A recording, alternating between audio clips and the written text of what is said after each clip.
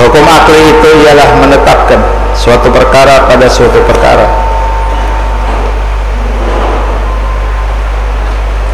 yang lain, yaitu atau menafikan suatu perkara daripada suatu perkara yang lain dengan tiada berkehendak kepada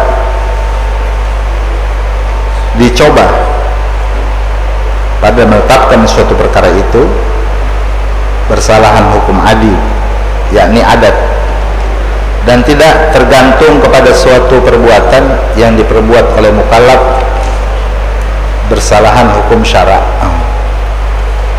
Ini bahasa singkat, tapi perlu pikiran dan omongan yang lumayan memakan kata-kata. Hukum ada 3: hukum akal, hukum adat, hukum syara'. Di dalam ilmu tauhid yang digunakan hukum akal, walaupun pada akhirnya tiga-tiganya akan saling berkaitan. Pertama hukum akal, kedua hukum pertama hukum akal, kedua hukum adat, ketiga hukum syara'. Hukum akal itu ialah menetapkan suatu perkara pada suatu perkara. Berarti ada 2 perkara. Menetapkan suatu perkara pada suatu perkara. Begini,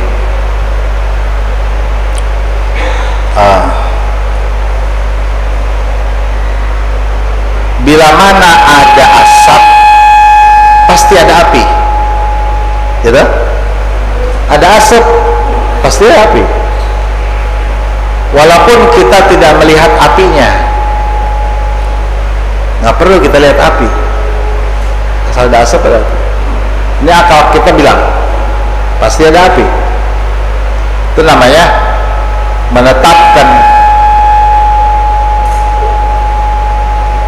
suatu menetapkan asap akan adanya api.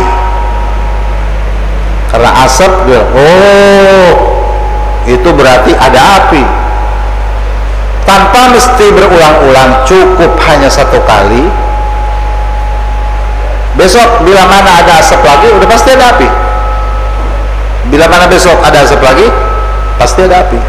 Jadi tanpa mesti berulang 2 atau 3 kali, akal cukup menetapkan 1 kali menjadi 1 hukum yang pasti. Contoh lagi, 2 ditambah 2 berapa? 4. Pasti nggak ada? Pasti. 100 tambah 100 200, itu pasti. Besok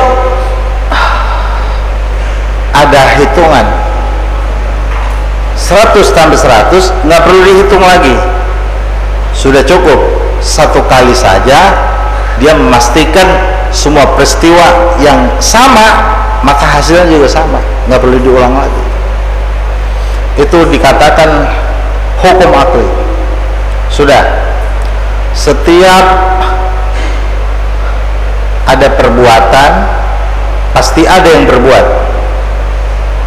betul gitu ya? Kalau bahasa orang dulu,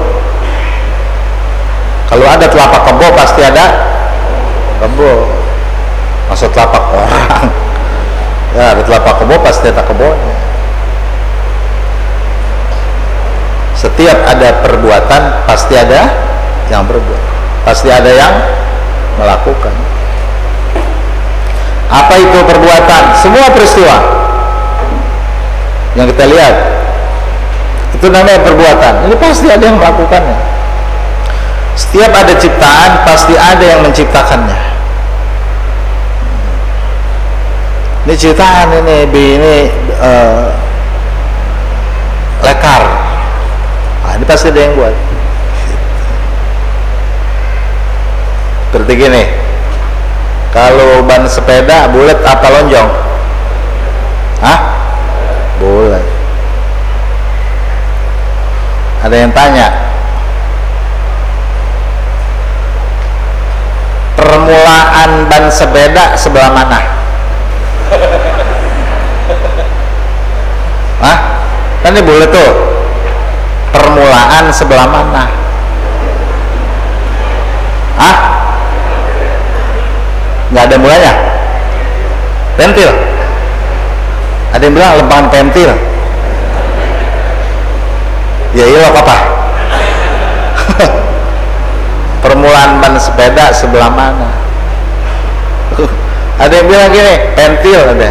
Ada yang bilang bukan, tuh lempangan bacaan, bukan lempangan bintang, bukan, tuh semuanya punya pendapat beda. Ada yang bilang begini akhirnya nggak ada mulanya. Kok nggak ada mulanya? Ya emang kita kagak tahu kapan ada mulanya. Bisa jadi dia bikinnya langsung brok bulat gitu. Dia ada mulanya. Siapa yang sebelah mana? Pengen tahu mulanya. Oh ini ban sepeda ada mulanya. Yang tahu mulanya di mana? Yang bikin sepeda, yang bikin ban sepeda. Kalau pengen tahu ke Jepang. Ongkosnya mahal. Cuman mau nanya doang, ban sepeda belah mana mulanya? Ongkosnya puluhan juta.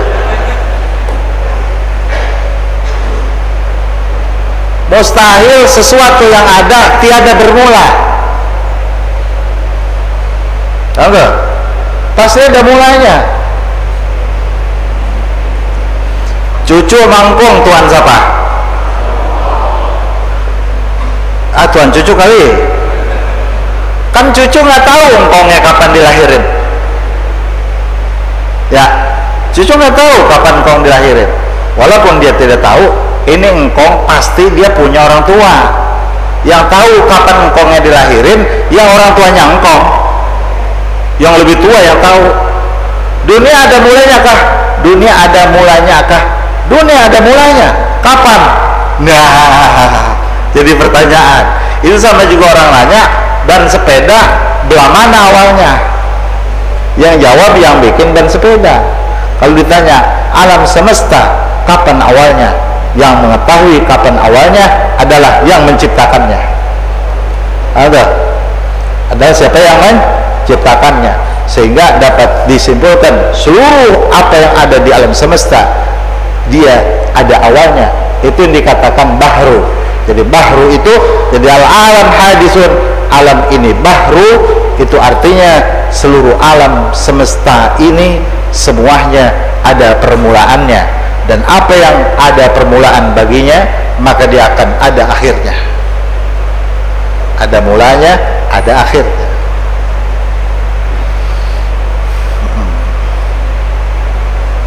Bersalahan hukum adi, yakni adat. Ini sebenarnya masalah ini saudara, ada mahmul, ada maudhu, ada musnad, ada musnad ilaih, ada mahkum adi, ada mahkum b, ada hukum, ada isnad, ada nisbat, ada qadiyah, ada madmunul jumlah, ada jumlah. Cuman ini saya nggak perlu ngomongin itu karena ntar jadi saya malah puyeng juga.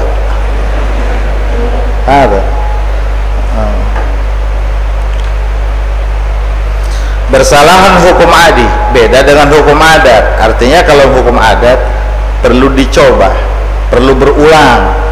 Hukum adat itu perlu berulang, karena hukum adat bisa jadi meleset. Orang saudara lagi tekukub pakai kain, tekukub pakai kain, kalamin nggak begitu? Ini kain pakai tekukub, bari begini. Menurut adat ini apa dia? Hah? Meriah. Terus kita bilang begini, deh girang amat yang habis. Orang lagi begini, kira dia girang amat yang habis ngitung duit. Nggak ada. Itu hukum adat. Orang begitu pasti meriang.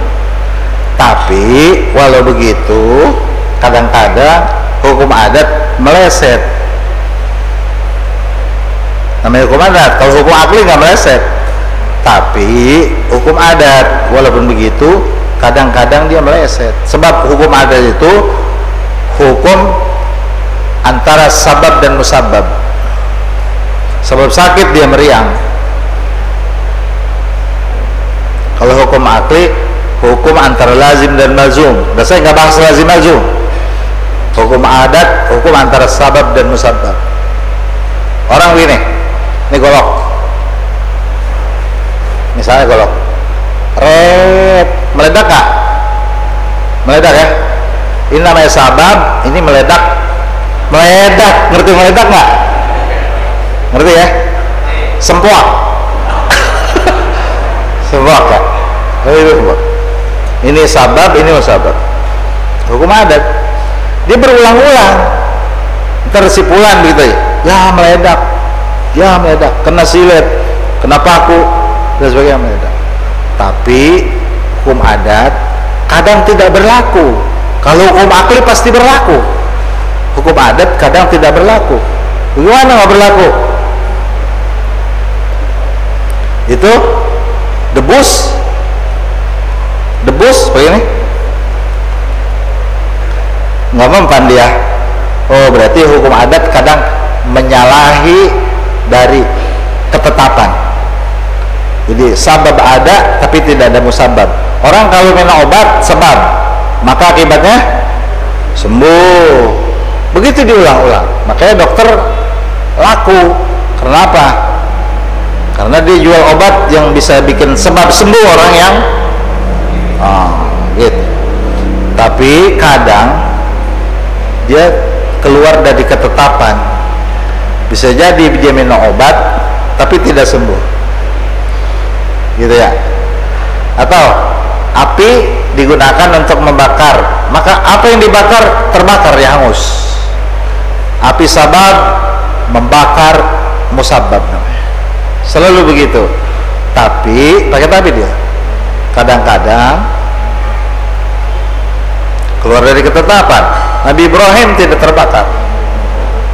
Kalau dibakar tapi tetap tidak terbakar. Begini, sabab itu namanya kasab, dan kasab itu dikatakan ikhtiar. Dan ikhtiar itu kalau orang dulu bilang setiar. Orang dulu tuh, kita hidup kudu setiar, kudu ikhtiar, kudu kasab, kudu usaha. Dan musabab atau akibat atau hasil daripada sabab, hasil daripada sabab itu dikatakan musabab. Manusia hanya mampu melakukan sabab. Ini hukum adi. Manusia hanya melakukan sabab. Adapun musabab ini hak prerogatif Allah. Makanya ada ayat ud'uni astajib lakum, berdoalah kalian maka aku akan ijabah. Berdoa itu sabab, ijabah itu akibat.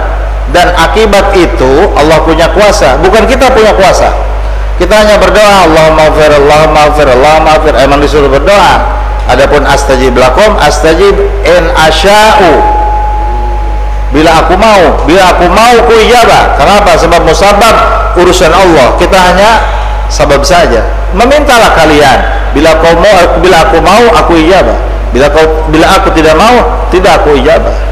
Tapi tetap kita dikasih pahala usaha daripada berdoa, walaupun pada akhirnya kita tidak dijabah karena tidak sesuai dengan kehendak Allah Subhanahu wa taala. Kita belajar, itu sabab namanya. Untuk menjadi orang alim di kemudian hari itu musabab. Tidak melazimkan orang belajar menjadi orang alim. Tapi pahala belajar tetap ada.